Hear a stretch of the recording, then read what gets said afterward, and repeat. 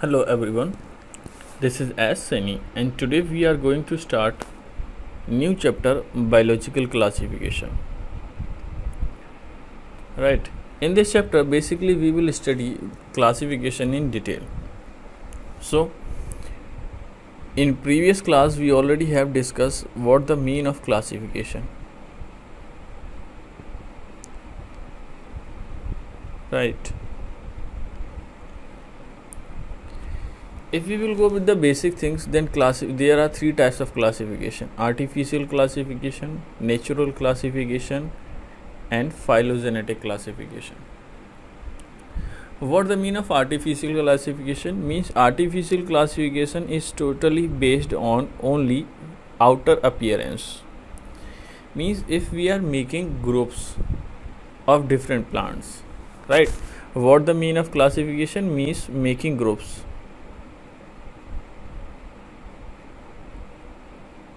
Making groups. So if we are making groups of similar types of organisms, then this process is known as classification. Okay, so in classification there are many taxa, some are smaller, some are larger. We already have discussed into the previous chapter. Here we will study the classification in detail, that what kind of classification nowadays we are having it. So presently classification can be divided into three types. Number one, then artificial classification. Artificial classification means totally based on outer characters. Natural classification is a classification which is based on outer character, inner character. So basically it is observing more character as compared to the artificial classification. Okay, so in artificial we are only observing the outer character, but in natural classification we are observing outer character as well as the inner character. Means here we are covering more characters. In natural classification we are covering more character. And third is well accepted, most accepted types of classification, phylogenetic classification. Means this types of classification is based on evolutionary relationship. Means as the species evolve we have developed the categories. जैसे जैसे species evolve हुई हैं, we have categorized these species into groups. Right, a species which develop earlier would be in first group, and a species will develop later would be on different group. So on the basis of evolutionary relationship, if we are categorizing different organisms, then this type of classification known as phylogenetic classification. Right. So in detail we will study here.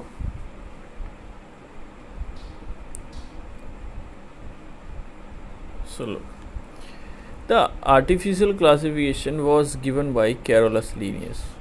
Do you know the old name of Carolus Linnaeus? We already have discussed into the previous lecture. Okay, you should know that old name of Carolus Linnaeus have three lead birds. Okay, so again move on to our topics, the artificial classification. So number one, it was the earliest system of classification. Initially, first of all, this types of classification was introduced, and this classification was totally based on the outer character, we can say on the vegetative characters. So they were these classification were based on the vegetative character or the superficial morphological characters. Morphological means outer character. Okay, like a height of the plant, shape of the organism. So only the outer characters.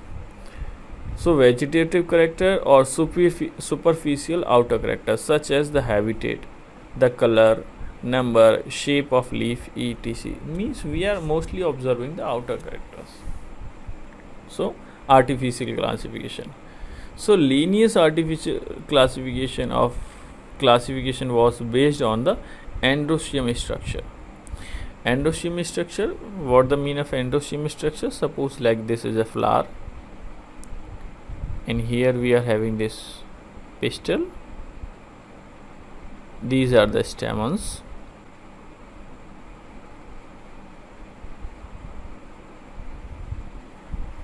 right?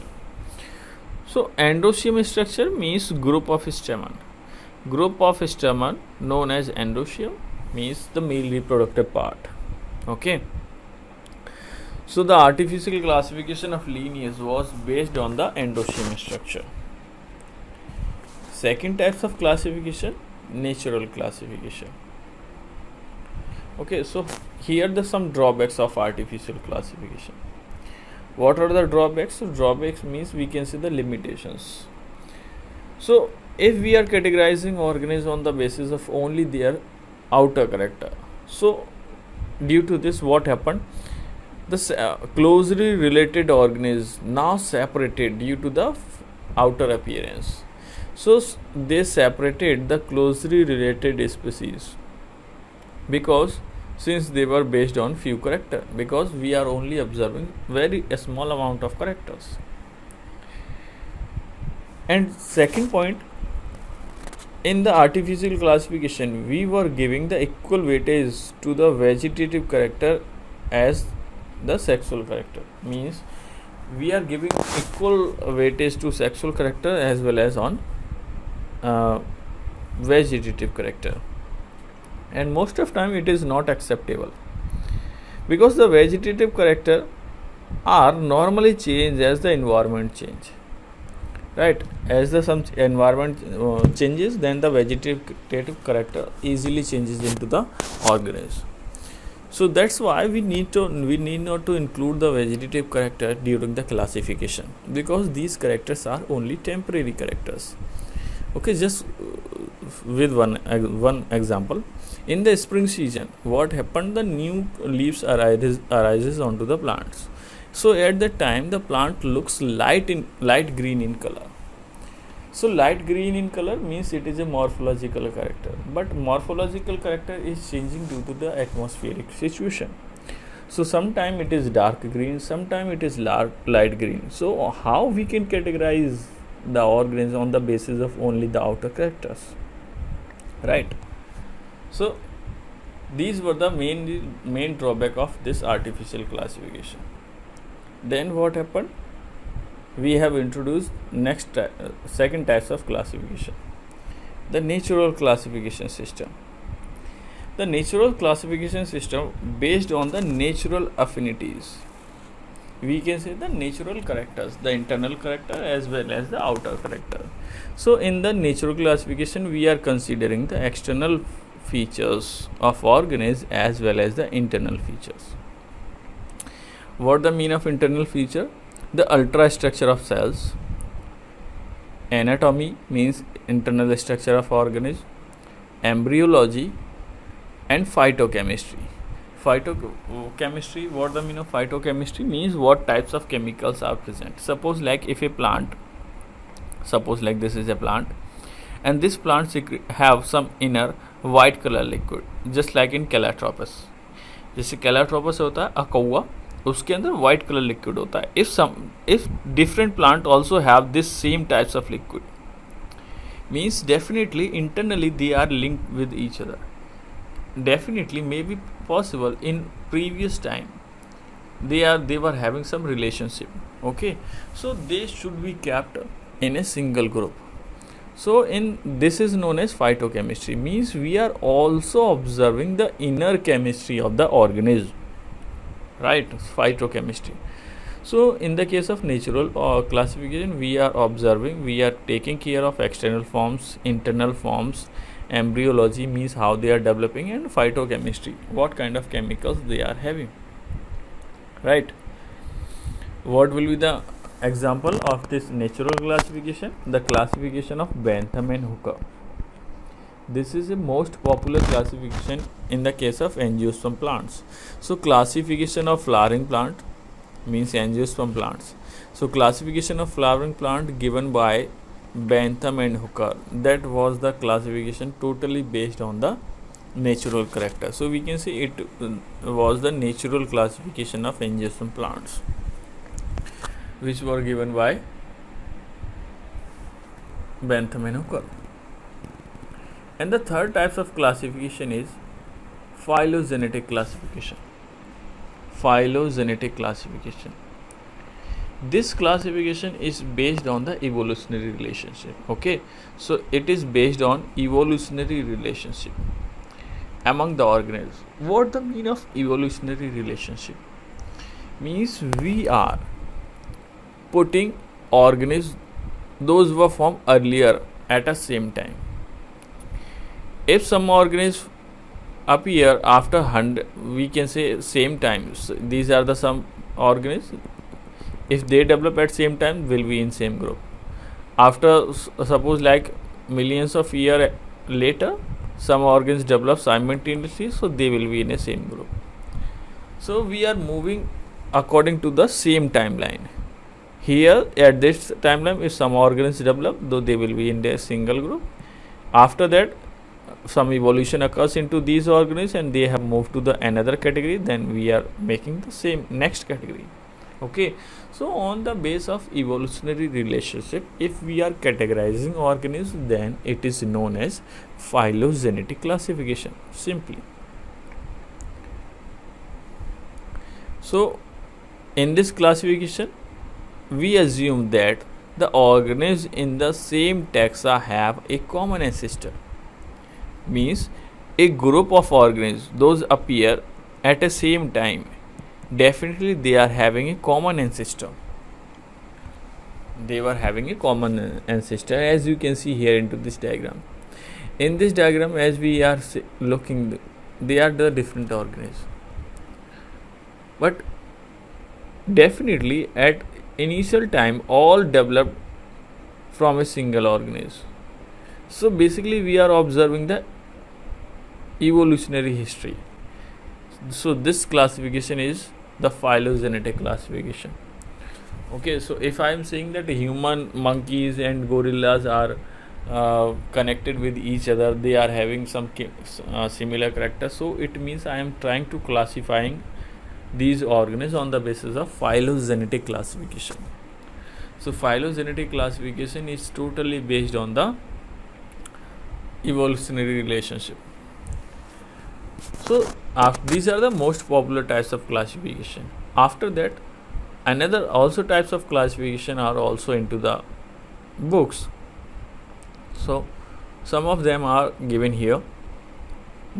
Next, the numerical taxonomy, cytotaxonomy and chemotaxonomy. Numerical taxonomy means it is based on all observable characters. Means it is totally based on those characters those we can easily observe. We can carry out these kind of experiment by using some computers. We will make a data, we will make a code, and we will give some numbers, as you can see here. So basically by the help of numbers we are making categories of different organisms. So this is the numerical taxonomy. As the name suggesting here, giving some information, cytotaxonomy. Cyto means cell. So it is based on cytological information, like how many chromosomes are in cell, what the structure of cell, what the behavior of cell. If we are categorizing organisms on the basis of cell property, then it is known as cytotaxonomy. On the other way, chemotaxonomy. Chemo means chemicals. So if we are categorizing organisms on the basis of chemical, then we can say it is an example of chemotaxonomy. Just like previously I have told you about example of Calotropis. So Calotropis have white color liquid. If another plant also having the same types of liquid, so we can say both are in same group on the basis of chemotaxonomy. So according to the chemotaxonomy, both the organisms should be in a single group, right? For one more example, we also can say if 10 organisms having the red color liquid. If 10 organisms having the red color liquid, we can say the blood. Then these organisms should be kept in a single category because all having the red color liquid, right? On the basis of chemotaxonomy. So जैसे chemotaxonomy means we are talking about the chemicals. If different organisms having the similarity in the chemicals, then according to chemotaxonomy they should be kept in a single group. right? So these are the basic things related to some kind of classification. Now we will discuss about the classification of R.H. Whittaker. Now here we will discuss about some popular classification. So first classification was given by Carolus Linnaeus.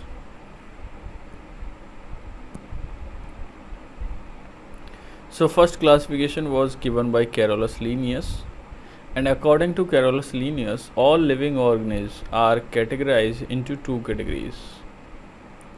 Number one, kingdom Plantae, and number second, kingdom Animalia. So he categorized all the living organisms into two kingdoms. Two kingdom classification was given by Carolus Linnaeus, right? And after this classification, the next classification was given by R.H. Whittaker. So R.H. Whittaker classification, also known as five kingdom classification. Why it is known as five kingdom classification? Because R.H. Whittaker classify all living organisms into five categories. Number one, Monera. Second, Protista. Number three, fungi. Number four, Plantae. And number five, Animalia. So these are the five kingdoms according to R.H. Whittaker. That's why R.H. Whittaker classification known as five kingdom classification. He gave this classification is 1969. Now what are the properties and what are the bases? Actually, whenever we categorize anything, then there should be base, right? There should be something base. So what are the bases? Base of this classification. So number one, cellular organization.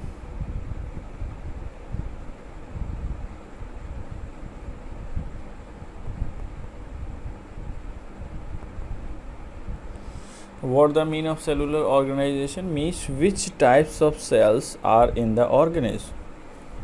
So on which base he classified the organism.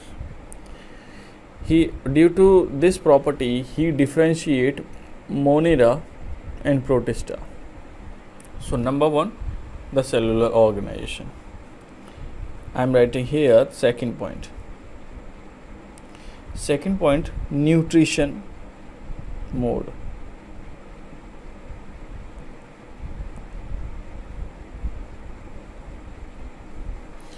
R.H. Whittaker also observed the nutrition mode, that how the organism is getting the food. Simply, if we will talk about the nutrition, then there are two types of nutrition, mainly two types of nutrition. Number one, autotrophic nutrition.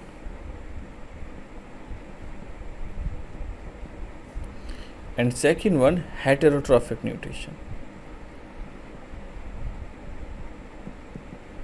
Okay. On this base, R.H. Whittaker separated fungi from the Plantae. Even that the fungi are having the cell wall, but now the fungi are not into the Plantae kingdom according to R.H. Whittaker. Why fungi are not in Plantae kingdom? Because fungi are by nature heterotrophic and plants are by nature autotrophic. So we can say R.H. Whittaker also observe mode of nutrition, right? R.H. Whittaker also observe the mode of reproduction.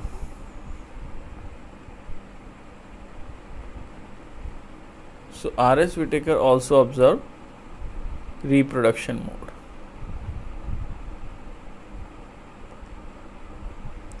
So these are the some properties on which R.H. Whittaker classified living organisms into five categories. Now one by one we will look about each and every one. We will start from the Monera. So what are the properties of this kingdom? First of all, the organism should be the unicellular, and the cell of that organism should be prokaryotic, right? or in the case of kingdom Protista, definitely the cells will be, the organism will be the unicellular. Organism will be unicellular, but the cell of that organism should be eukaryotic. If we are having this situation, then organism will be categorized into the Protista. So for Monera, organism unicellular and the cells prokaryotic. For Protista, organism unicellular but the cell is eukaryotic. Do you know the difference between prokaryotic and eukaryotic types of cells? Actually, these are the types of cells. There are two types of cells, prokaryotic cells and eukaryotic cells. Do you know the base? On which base we are classifying cells into PK and EK? Right, here the main base is nuclear membrane.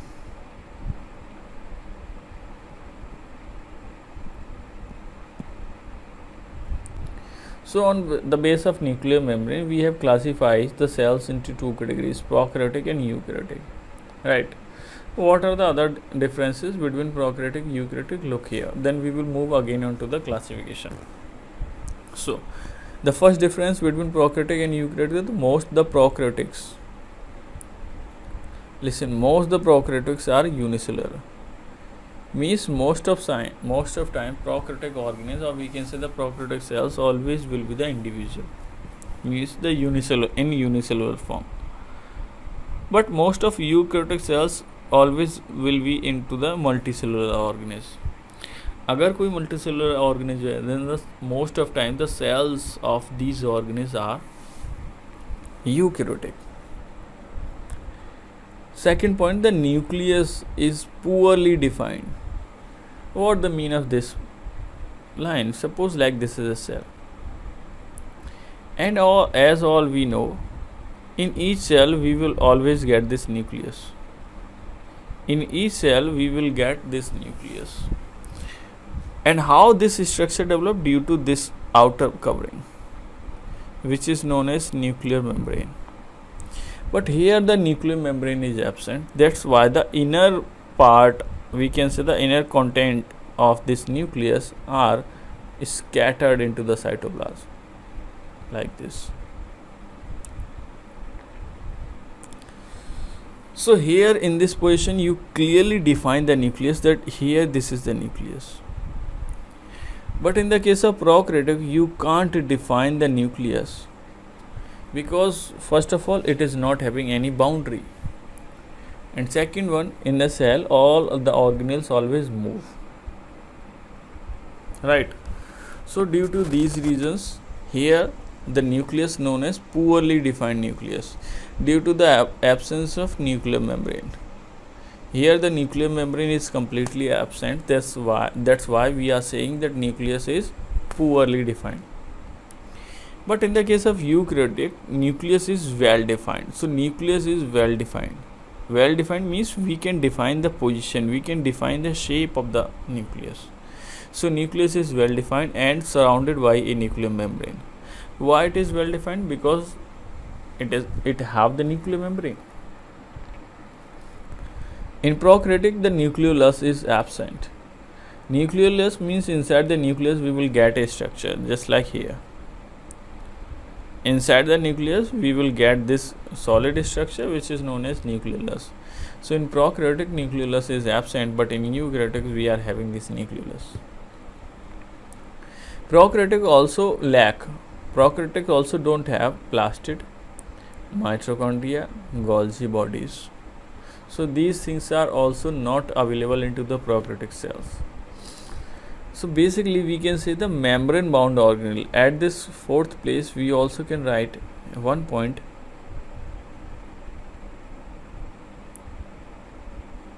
membrane. Let me rough it.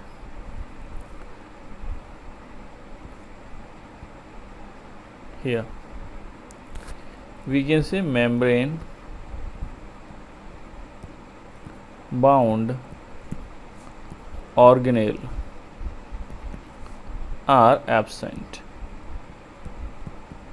Here we will get membrane bound organelle. So cell organelles such as plastid, mitochondria and Golgi bodies are absent. Why they are absent? Because all these organelle always have a outer membrane, but here these cells never have any kind of outer membrane. In the case of eukaryotes, we will get membrane bound organelle. Okay, so cell organelles such as plastid, mitochondria, Golgi bodies, ETCs are present.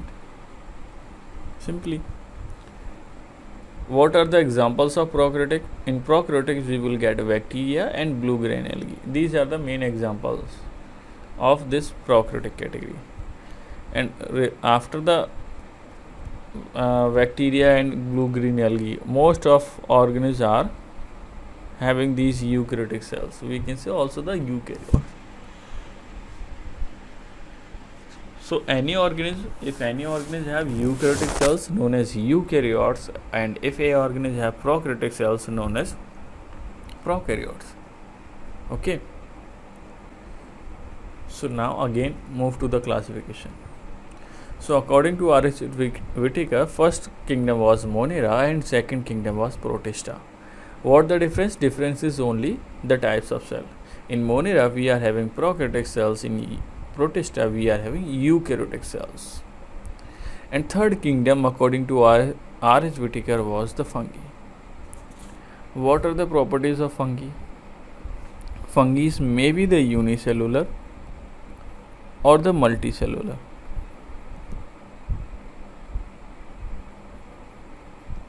Second one, they are heterotrophic.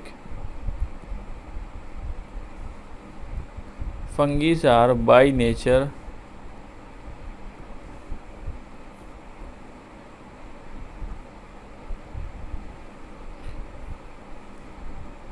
what happened? So fungi are by nature heterotrophic. Fungi are by nature heterotrophic. Another point, exoskeleton of chitin.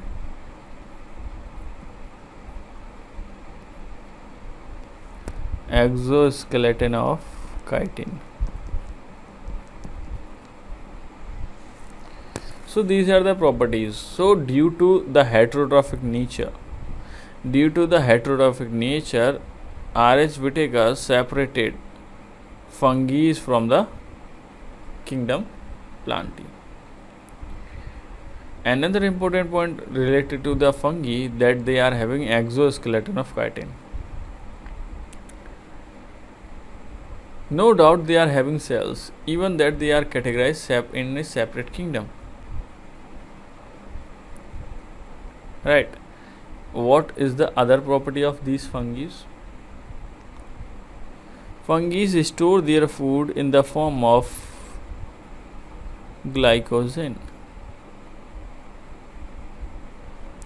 So fungi store their food in the form of glycogen.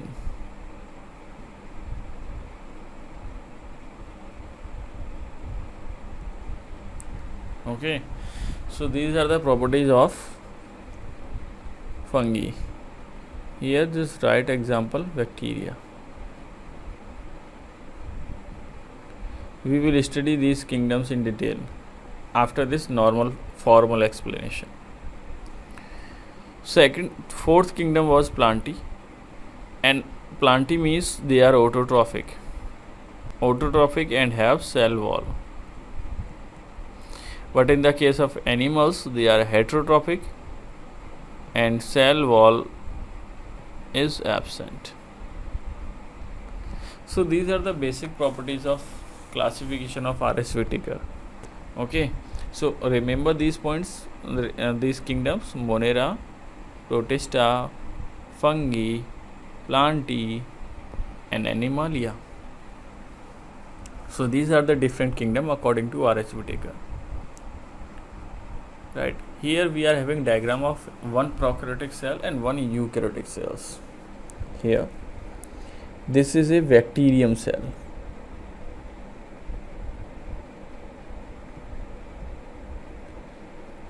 Look, bacteria is a plural and bacterium is a singular. If I am showing you a single organism, then we will call it bacterium. And here we are having a cell of multicellular organism, then no doubt this cell is eukaryotic. How we can say this is a eukaryotic cell? Because as we are looking the membrane bound organelle, here we are having a membrane, this is nuclear membrane, here the membrane of endoplasmic reticulum, here this is the Golgi body, these are the plastids. So different cell organelles are present, they are having the membrane. So we can say membrane bound organelles will be into the eukaryotic cells. In prokaryotic cells, you can see we are not getting any membrane bound organelles. So we are having mainly the globules. So these are the globules, not the membrane bound organelle. Okay, so never confuse with these structures that they are the membrane bound organelles. No, these are the globules. Right? We can say the large size of particles. Okay. I hope now you are clear with this classification. So in today's lecture we have completed the basic things related to the classification. Okay. So one more thing, can you tell me why we need to classify organisms? What are the aim to classify a living organism? So the aim to classify living organisms, number one, here I am writing aim of classification.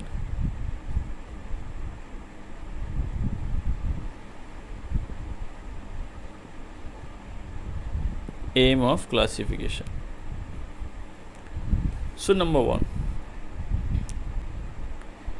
easy study.